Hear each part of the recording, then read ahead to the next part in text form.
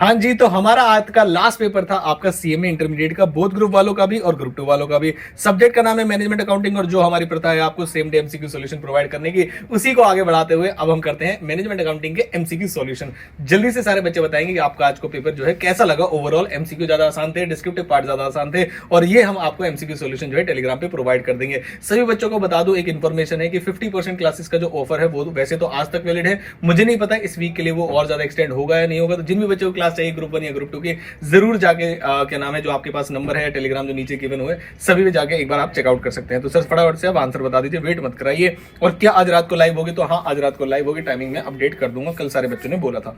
तो which of the following points is not a characteristic of management accounting? Management accounting का कौन सा characteristic नहीं है? तो कंपल्सरी एक्विजिशन मैनेजमेंट अकाउंटिंग का कैरेक्टरिस्टिक नहीं है। Which person of financial firm play a key role in management accounting? तो sir managers of course. Next, production of message बानी food care as under production है, machinery है, units produce जो है वो रन जो है 10 यूनिट्स का है in production run if the activity cost pool during the period is 2,25,000 and overheads are absorbed on the basis of machine hour rate, the rate per cost is 11.84%, 11.84।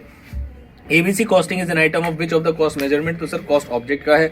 Next आते हैं messrs Vishnu limited sells two products, दो product देता है, product ए और product B, ratio है 3:2 का, variable cost percentage to sales है A की एंड बी की, 95% ए की है और 90% बी की है रिस्पेक्टिवली। If the total fix cost is 7 lakh and break even point of messrs Vishnu limited is, तो कंबाइंड तरीके से बताना था दोनों प्रोडक्ट का, तो वो आएगा आपका 1 lakh rupees. A company sales decline from 9 lakh to 7 lakh, तो सर चेंज इन सेल्स है सर 2 लाख रुपए का। हाँ, causing a profit of 50,000 to become a loss of 50,000। तो यहां पर बच्चों को प्रॉब्लम आई होगी, चेंज कितने का हुआ? तो 50% के प्रॉफिट से 50% के लॉस पे चले गए, इसका मतलब चेंज इज 1 लाख रुपीज। ओ, कुछ बच्चे गलत करके आ गए। मैंने कहा हाँ, तो आंसर क्या होगा? तो change in profit divide by change in sales. ये चीज आपको ग्रुप 1 में भी पढ़ाई जाती है। तो change in profit is 1 lakh and change in sales is 2 lakh, तो डिवाइड करके मल्टीप्लाई कर देंगे तो सर कितना आ जाएगा? 50%। तो ये सिंपल क्वेश्चन था। Next, ABC a manufacturing company is evaluating 2 machines for its production line, the associated cost are as follows. Semi automated है, फुल्ली ऑटोमेटेड है, तो करना क्या है? Based on the analysis which of the following decision is correct?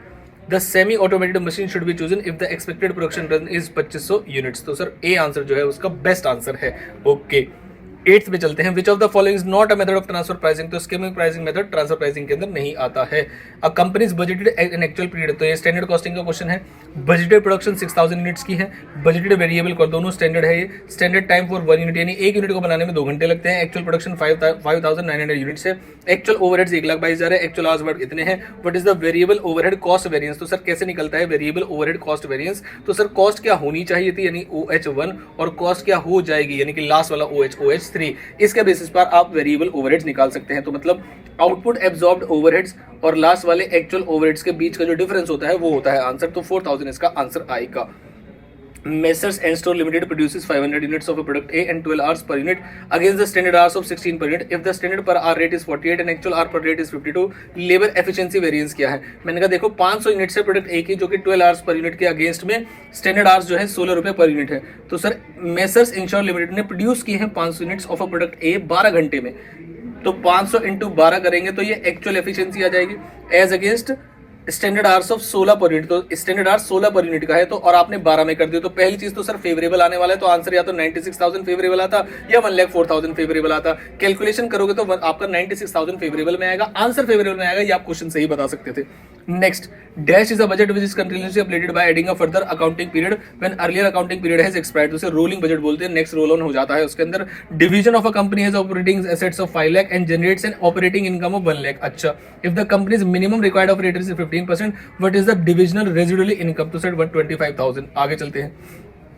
13th question, which one of the following responsibility center is an organizational unit which manager is responsible for generating revenue and marginal expenses related to? तो profit centre कहते हैं, जो कि sales और cost दोनों को देखता है। Okay, a business is deciding between 3 different investment opportunity ABC.